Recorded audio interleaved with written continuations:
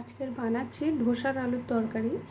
তো ধোসার আলুর তরকারি বানানোর জন্য আলুটাকে ছোট ছোট করে কেটে ভালো করে ধুয়ে সিদ্ধ করে নিয়েছি। সিদ্ধ করে জলটা ফেলে দিয়েছি। এখানে নিয়েছি কুচানো পেঁয়াজ, টমেটো, বাদাম। এখানে নিয়েছি রসুন, আদা, কাঁচা লঙ্কা আর কারি পাতা। কড়াইটা গরম হয়ে গেছে, এখানে সাদা তেল দিয়ে দিচ্ছি কড়াইতে।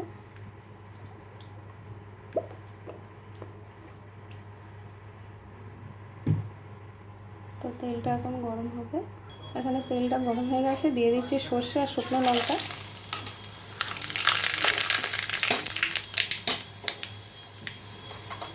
সে আদা কুচি, রসুন, কাঁচা লঙ্কা,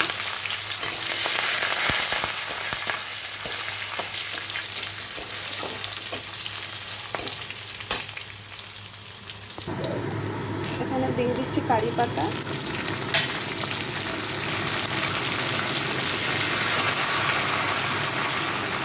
পেঁয়াজ, টমেটো,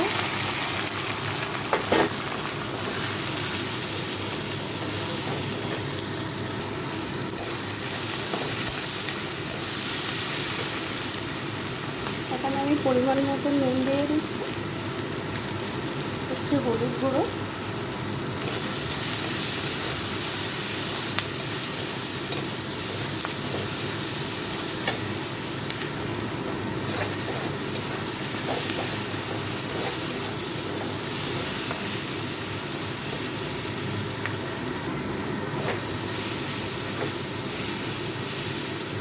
ভাজা হয়ে গেছে। এখানে আলুটা দিয়ে দিচ্ছি।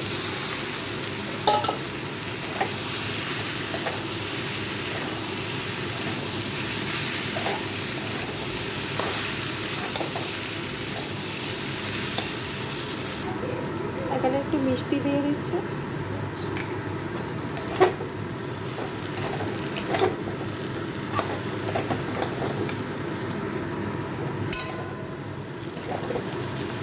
এটা হয়ে গেছে, নামিয়ে